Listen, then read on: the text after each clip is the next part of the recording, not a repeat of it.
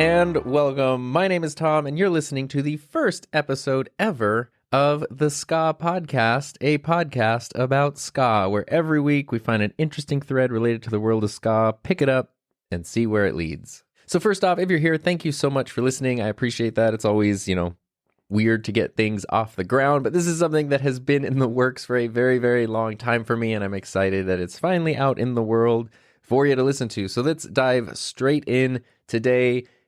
This is definitely going to be one of those things where the show takes shape as it goes on.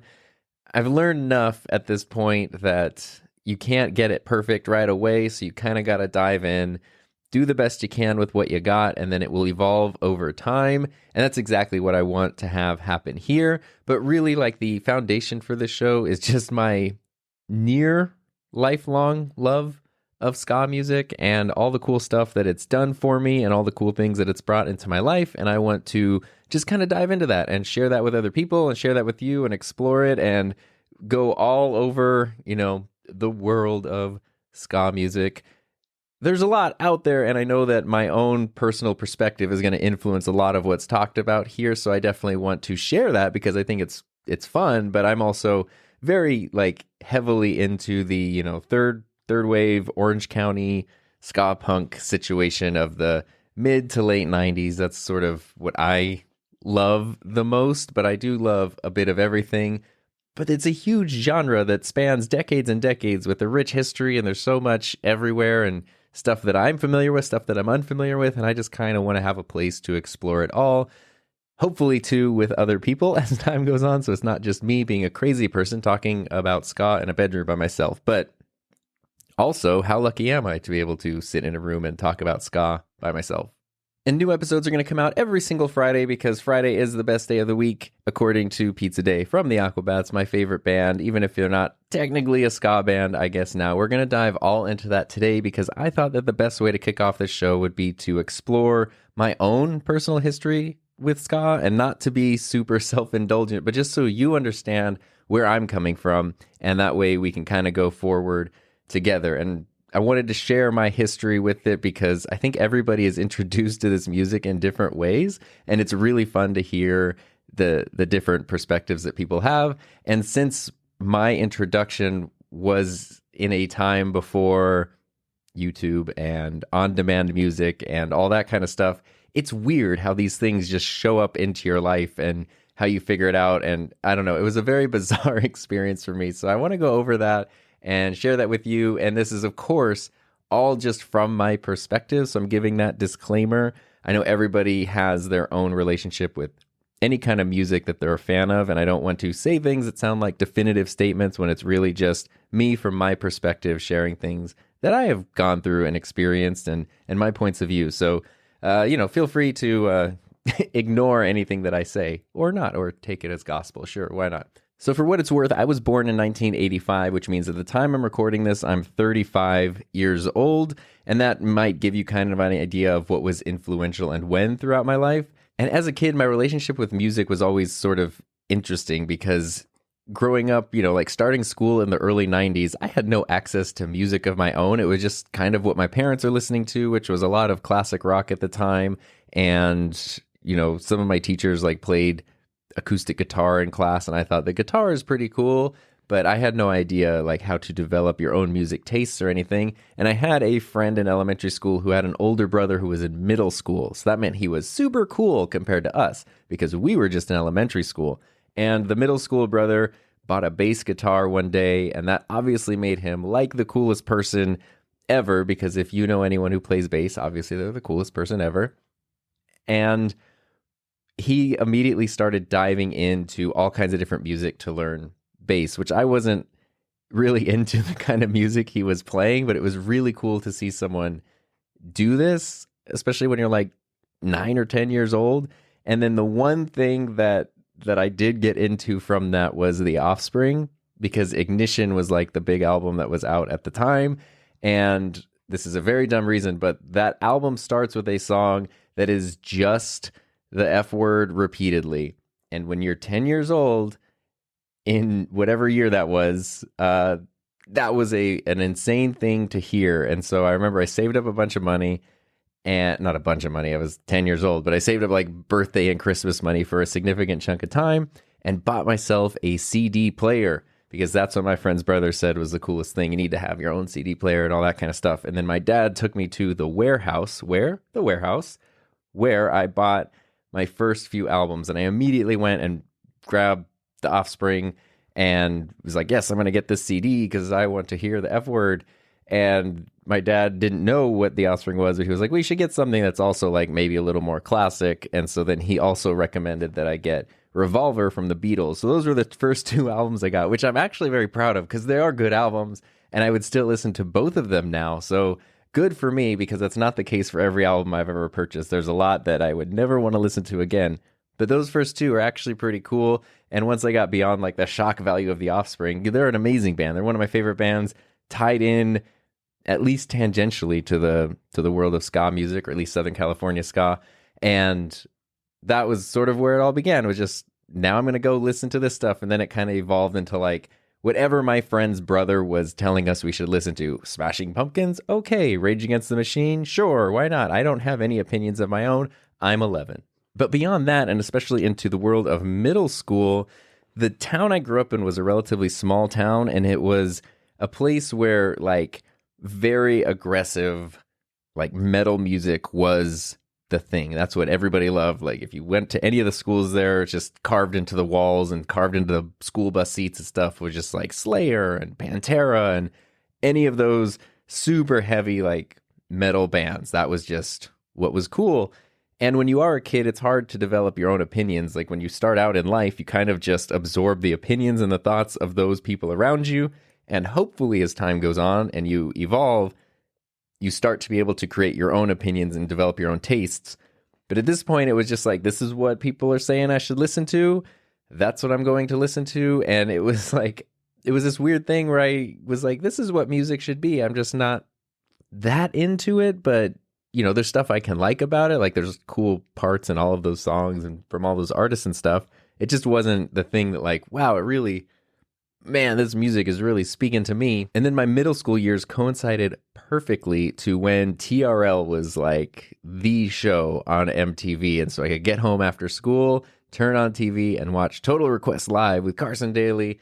And I had that naive kid logic of, these are the top 10 music videos right now. That means these are the top 10 songs. Everything else is just trying to be as good as these, but it's not because these are the top 10, which made sense to me as a naive child. Obviously, that's not necessarily how Total Request Live worked. And if you look at TRL in around 1998, what was top 10, the stuff I was being exposed to every day after school, it was this combination, like this weird world of like super pop music. So you got Backstreet Boys and seeing Britney Spears around that time, all that stuff. And then this weird other seemingly contradictory world of like Limp Bizkit and Korn and these very like new metal-y bands. And they're just sort of in the same show together. And I guess as a kid, it was sort of fun to watch them battle it out because of course, when you're, let's say it this way, as a 35-year-old, I can respect the musical abilities and sensibilities of something like the Backstreet Boys. And they're like my wife's favorite band, so I'm not going to say anything negative there whatsoever. But as a 13-year-old, you're just like, no, that's like the pop music. I like the real music. And you just sort of watch them like, oh, one of the pop bands is number one, but like I want my new metal band to be number one. And that was middle school, basically. And so those are kind of the albums you're listening to in addition to just sort of the general like metal-y hard stuff that I mentioned earlier. And please, please, please don't think that I am disparaging any kind of metal music. It's just really not my thing, it turns out. But I know it is definitely other people's thing. For me, it's just associated with a place where people weren't very nice to me and music that didn't make me feel better about myself. So it just kind of has that feeling to me, but that's a very personal thing. That's not something that's gonna, that's not an objective fact when it comes to that type of music. However, this whole time, like throughout the mid to late 90s, there was this stuff sort of happening in the background. Like I remember watching Saturday Night Live and the musical guest was the Mighty Mighty Boss Tones and they started playing The Impression That I Get. And I was like, oh, that I know that song. That song sounds familiar. It's super cool to see this on TV right now. I had no idea who the Mighty Mighty Boss Tones were, and I didn't know anything about the song. But what I did know was that was something that I heard a lot of times when we would go and visit some relatives who lived in Orange County. And when that happened, that meant I got to listen to K-Rock, KROQ, the alternative punk station that would also sometimes play sort of ska music at that point in time. And I loved that. As soon as we got close enough where the car radio would like transition over to it, I got so excited to listen to K-Rock. And that's where I just started hearing different music than what I was hearing at home. And I really liked it, but I had no idea what it was. Like, for some reason, it never clicked in my brain, hey, you should go figure out what this music is. And of course, we're talking about, mid to late 90s. So you can't just like hold your phone up and have it tell you what song is playing. You can't just look it up online or get a free version or start streaming a song that you want. You just sort of turn on the radio, listen to what's on there, and then maybe sometimes the DJ would tell you what song it was, or you would catch the part where they're telling you what song it was. But otherwise, you would just have to maybe try to remember some of the lyrics and see if you could like ask someone later on, or maybe do a preliminary internet search for some lyrics or something. But that was like way too much work for me at the time.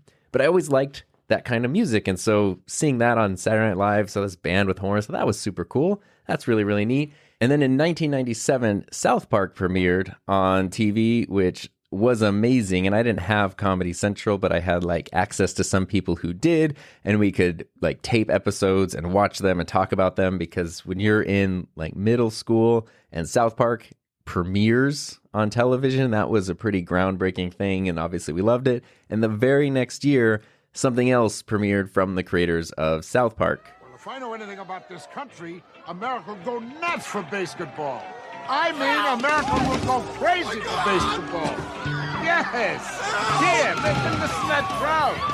Listen to that crowd.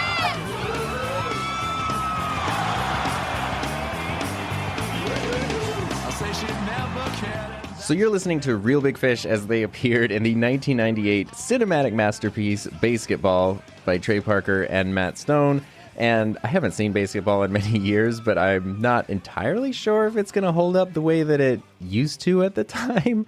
It's probably actually still a super funny movie. I know we loved it, and the thing that we loved was it was the guys from South Park, and this is a really funny movie, and sometimes in the movie they do the voices from South Park. Isn't that crazy?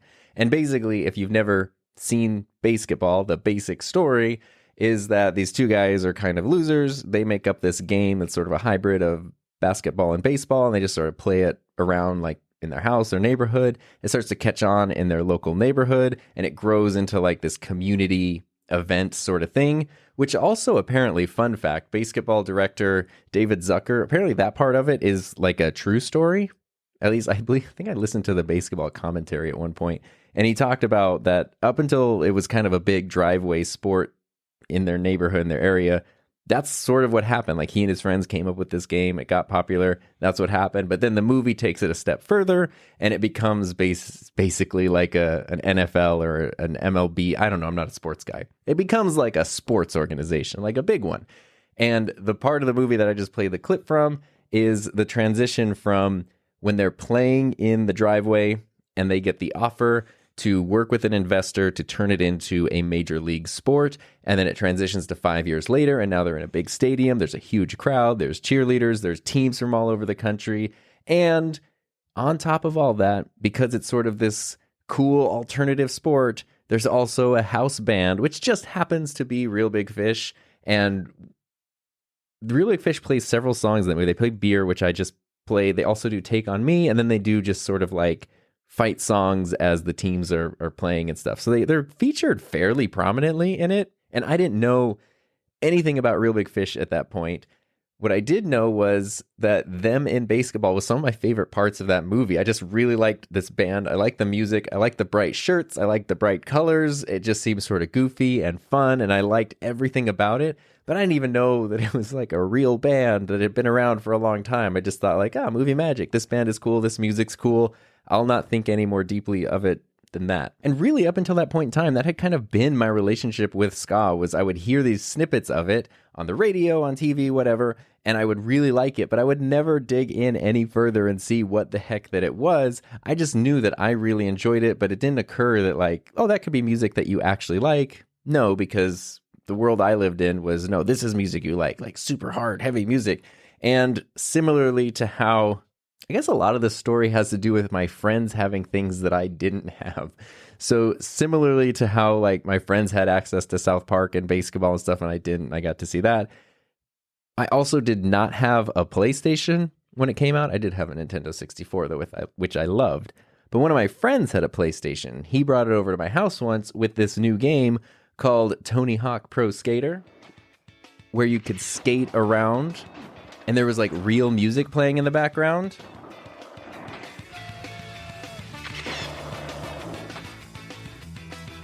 And as you can hear from those awesome effects, that was actually No Effects might have been one of the bands, I don't remember. But anyway, that was crazy. Like to hear real music in a video game. I think Crazy Taxi was another game that did that. And Goldfinger Superman was one of the most popular songs in Tony Hawk's Pro Skater. And I absolutely loved it whenever that would come on in the game. I didn't know what it was. I didn't know much about it. But I really, really liked that song. Again, it didn't occur to me that that was a genre of music, that maybe that band would have albums with other songs like that, or there would be other bands with songs in that same genre. I just really, really liked that. And I don't know why, but also because I could never be good on a skateboard. Hearing that music and like playing a game where there's people doing really cool skate tricks and stuff just made it seem super cool to me because it was something I could never do. So I was like, oh, I'm like taking a glimpse into this world of super cool stuff and super cool people. And obviously only the coolest people in the world would listen to this kind of music.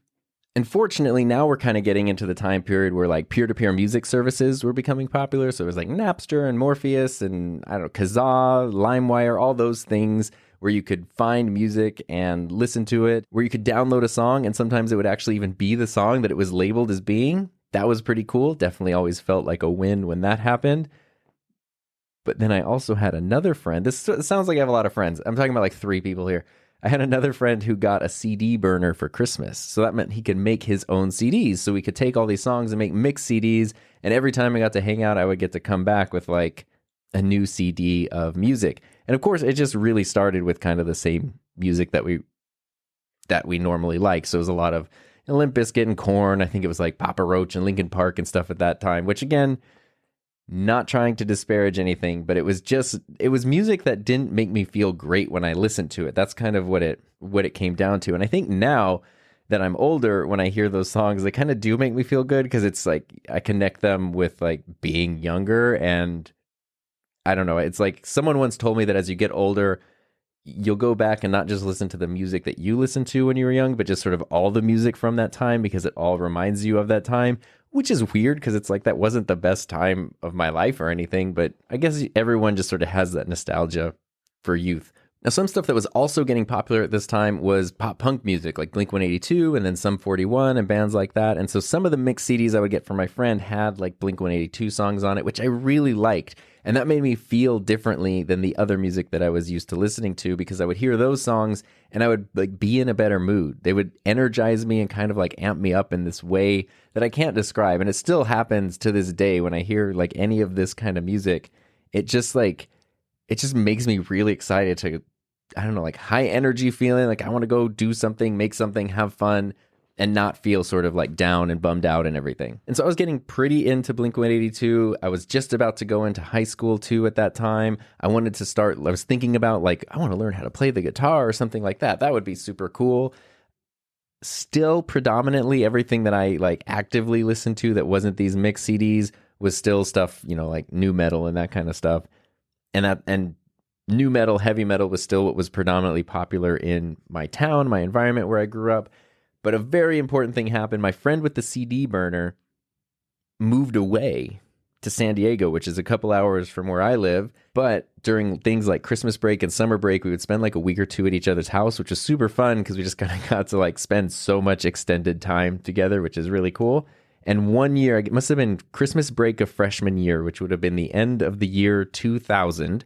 I was at his house for like a week. And we were watching MTV because that is what you had to do at the time. This is where you got access to your music, right? Other than I guess that's where you found music that you would go get access to on the peer-to-peer sharing services of the time.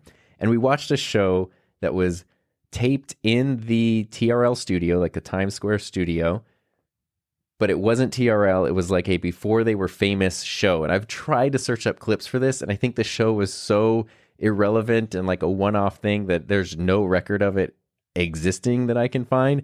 But it was hosted by Mandy Moore, who was just starting to become very popular at the time.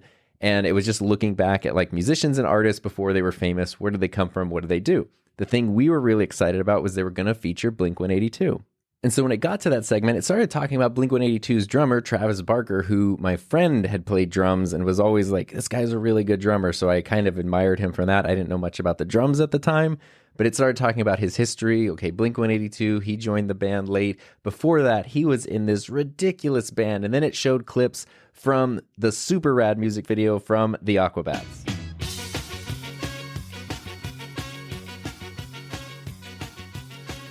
Which, if you've ever seen that video, directed by Bobcat Goldthwait, it's a low-budget piece of ridiculousness that I love, and it's amazing.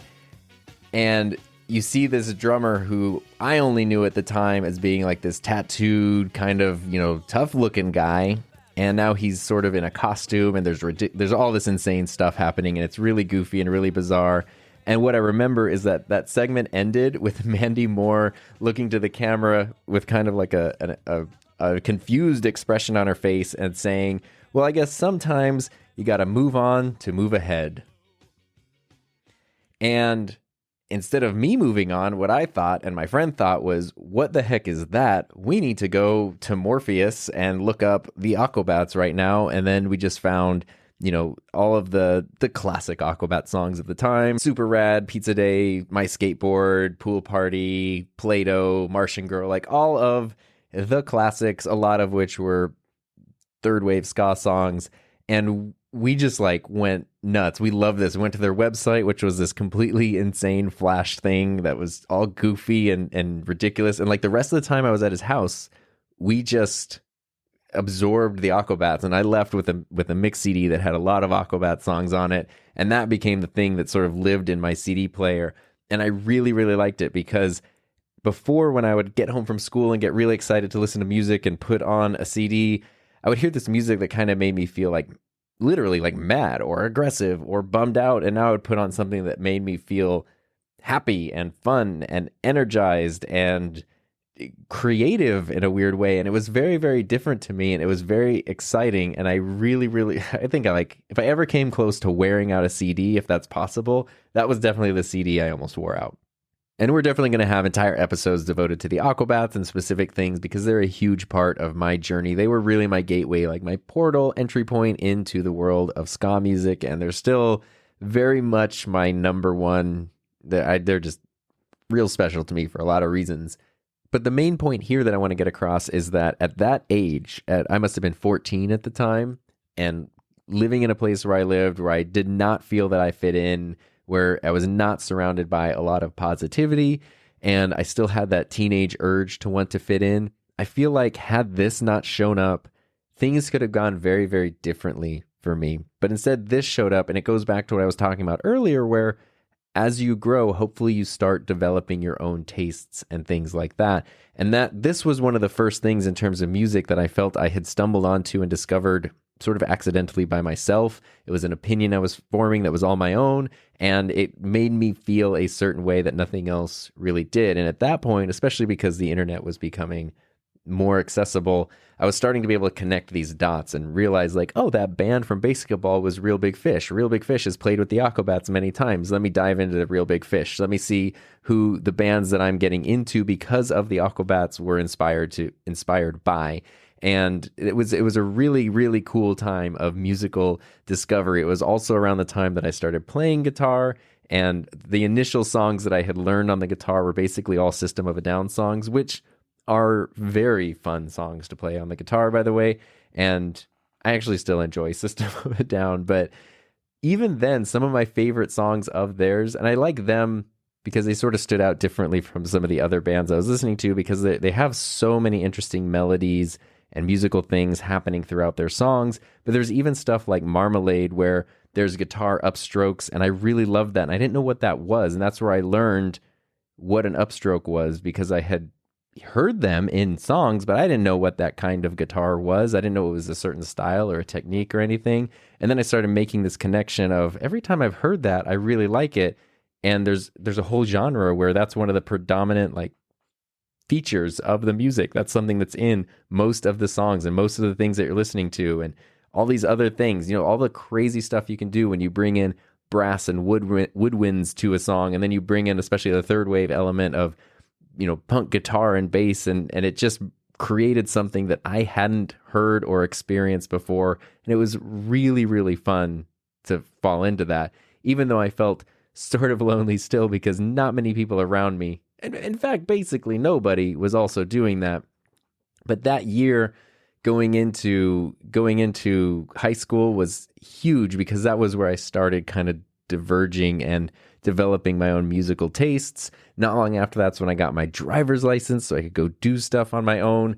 I went to, well, actually a couple of things happened there. So we ended up moving to the California desert, to a town called Palm Springs, where I was right before my 11th grade year, I think. So it'd been a couple years. I got my driver's license, moved down there. I was really excited to get away from all the negativity and everything I had dealt with prior to that. And Palm Springs is not a big town, and like the Coachella Valley is not a big urban center, but coming from where I had lived, it really seemed like it. Like there was grass and sidewalks and stores and stuff, and it seemed like totally different level. It's also pretty Californian in terms of like palm trees and blue skies, and very much fit in with the music that I was listening to at the time. It just all fit together in like a really fun, you see Aaron Barrett playing in Real Big Fish wearing a Hawaiian shirt, and then you go outside and you see palm trees everywhere, and it just all kind of ties together. So I was really excited about that. And I was still very broke, but one day I drove my mom's car to the mall, to the record store, because I'm old. And I went into the record store and wanted to buy actual Aquabat CDs. I had used up my mix CD. It was time to actually buy a real album, see what the whole thing is like. Because trust me, our internet speeds were not at a point where you could reliably download a whole album of decent quality yet.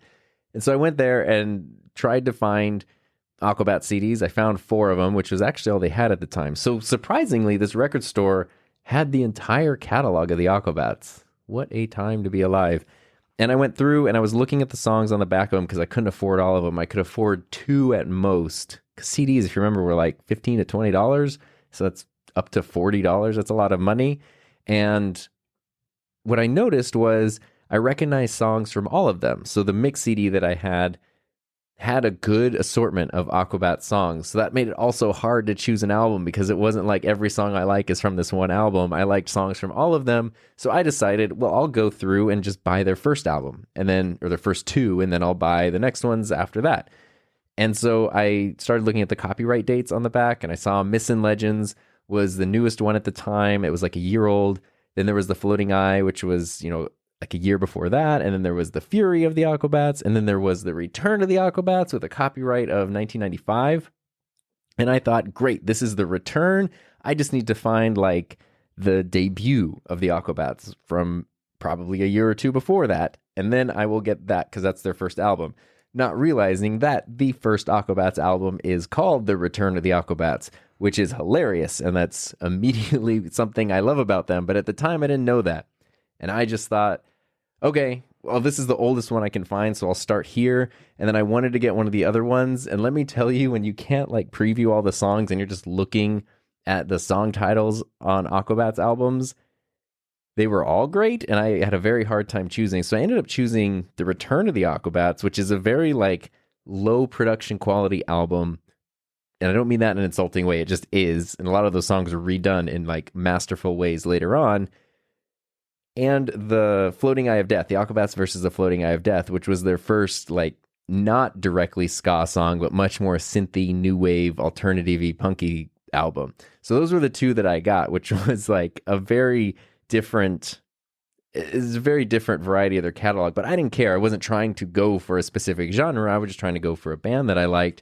And then what I know is that I would play all of those songs in my CD player in my car anytime my friends and I were going anywhere. I say my car. It was not my car. It was my mom's car. But anytime I was borrowing it and going somewhere, I would play those songs. And I remember several friends telling me that they thought I had gone crazy because they didn't understand what this music was and why I was so excited about it. Eventually, they kind of got on board, and some of them even got like CDs themselves, which, that's pretty cool. But for me, it was really fun. I think immediately after that, I went back and bought the other 2 albums as soon as I could. So that way I had the whole collection. That whole summer, like before 11th grade, I just absorbed all that.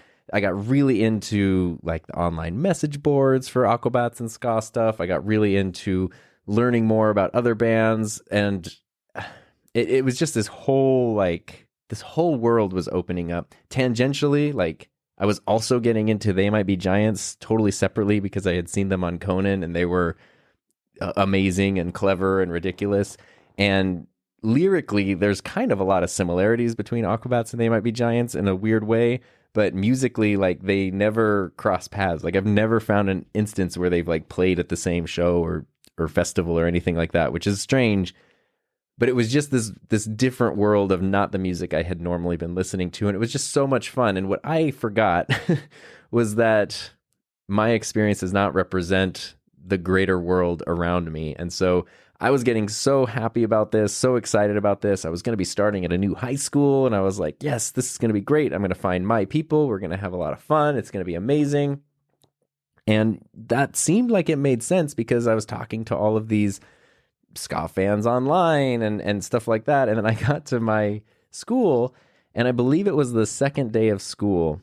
I had taken my binder that have like those the clear plastic inserts where you can put stuff on the front of them.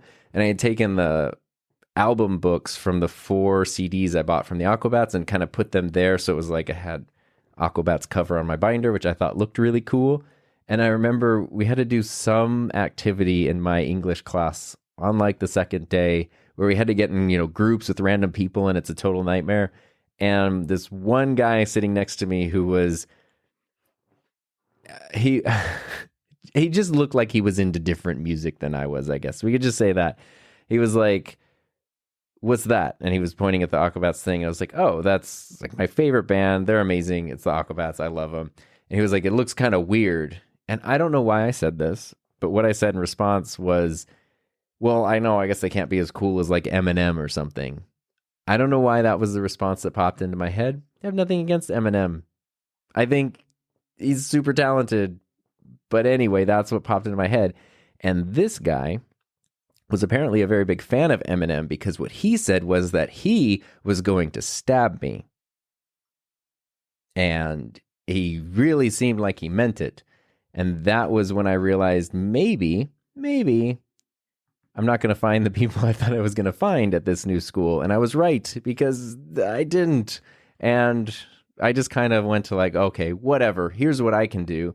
I can suffer through my school day, and then I can spend my time focusing on what I'm interested in, the music that I like, trying to learn how to play music, connecting with other people online. And that was really, really fun. And that's kind of what my solitude became. Total bummer. After about a month of that school year, though, I saw the Aquabats play for the first time, and that was amazing. I'll go through there's a whole story behind all of this, but seeing them for the first time was awesome, and getting to meet them for the first time was really cool because I had been admiring them and, looking up to them at this point, and it was great to meet them and have them be genuinely cool, nice, kind people who were just awesome, super excited to be doing what they're doing, very much into the do-it-yourself, like make it work, be ridiculous with it attitude, which I loved, and then also genuinely cared about the community of people who are fans of their music. So sometimes you can meet people who create stuff that you're excited about, and then you realize they're not the nicest people in the world, or maybe the part of them that you see isn't the most accurate part, and they kind of have a double side. This was not the case with the Aquabats. They were just, what you see is what you get, which I should also mention when I got into their albums. I know they're dressed in costumes on the cover, but I didn't know. I just thought like, well, bands do goofy things on album covers. And it wasn't until I started looking up pictures from live shows and stuff that I realized, oh my God, this is a whole entire thing. And for some reason, I just loved it because it was so, after spending so many years where in a world where a lot of bands are taking themselves ridiculously seriously, and there's a lot of just like anger and trying to like look tough and all this stuff, and just seeing these guys who are intentionally looking as ridiculous as possible, I thought was one of the coolest things I had ever seen. And once I realized that was a whole part of their live performance, it was amazing, and I loved every second of it. And once I realized that I actually not only like their music, not only like their like creative philosophy, but also like them as people, the Aquabats kind of became my litmus test for other bands, because I sort of figured if there were bands that they were friends with, bands whose songs they played on or they went on tour with or whatever, that I could maybe at least assume or hope that they were also really cool people, and that it wasn't just, there wasn't anything hidden beneath the surface, no ulterior motives. It was just like also a really cool band. So that's how I discovered like other things like Goldfinger and Operation Ivy and the Specials and the Ska, like everything from third wave and current stuff of the time to stuff from like the 80s and before, where I really then started to realize like the history of the genre of ska through these bands and through all these different lenses. And it was just really neat to see this, because I felt like I was a total outsider in my area, because it didn't seem like anyone else was interested in this at the time. But realizing that, it's like there's a whole world of this that's been going for decades and decades. So it's not necessarily that none of these people are around. It just, there might not be directly around me. And the second time I went to an Aquabat show, which I am going to do an entire episode about this, because it's literally one of the most pivotally life-changing days of my entire life. And that was where I truly discovered like, oh my God, there are other people like me in the world who will be nice to me, because that's what you should do as a person, but also who are interested in the same stuff and have the same sensibilities. And like the stuff that I get made fun of normally for is stuff that they think is cool. Very, very big moment to have when you're in your teens in high school and those formative years and all that. So that's going to be a whole separate thing. But suffice it to say, that's why that was sort of my gateway into this is my thing. And I remember that was when I started putting like some of those old nu metal albums are going to be going to the thrift shop, because I don't think I'm going to be listening to them anymore. And from there, the more I got to know about ska music in general and the history of it, that's where I started learning more about the history of unity and the history of togetherness. And literally as a genre, it stands for, in a lot of ways, bringing people together and getting rid of division and making people who feel like outcasts feel like they're not outcasts, which was a very big deal to me, to be a part of something, to discover something that sort of had that underlying philosophy behind it. And then to not only discover that for myself and to know that there's other people out there who embraced those ideas and those ideals and that whole thing themselves, but to then embrace it myself and be able to try and be a part in continuing that for other people, like keeping that going, that idea of unity and respect and togetherness and all those, those really wonderful things, which goes a lot beyond just hearing a goofy song on the radio or seeing a cool show or something like that, but knowing that it all stems from this totally different place where a lot of people who are there understand what it means to feel like an outcast in one way or another, but this music, this genre brought them together and gave them a sense of belonging, a sense of purpose, some creative inspiration. And I mean, at that point, there was no going back. I was absolutely hooked for life. And that was almost 20 years ago at this point that we're talking about. And it's still going strong. And it's so crazy just how randomly, if like a YouTube recommendation pops up where it's like, oh, watch this ska band perform this thing in the late 90s or however many years ago, it just immediately amps me up. During the whole pandemic situation when Goldfinger was doing at-home recordings of songs and re-recordings and collaborations and stuff, I got so excited every time one of those came out. A couple of years ago, my wife and I got to go to the Back to the Beach Festival, which was John Feldman and Travis Barker and just a bunch of ska bands. It was so cool to see all these bands that I never thought I'd get to see in person all over the course of 2 days, literally at the beach. And it's just, there's so much that I love about it. So that's about as concise as I can make my own history with ska. It felt like kind of a messy story, but at least it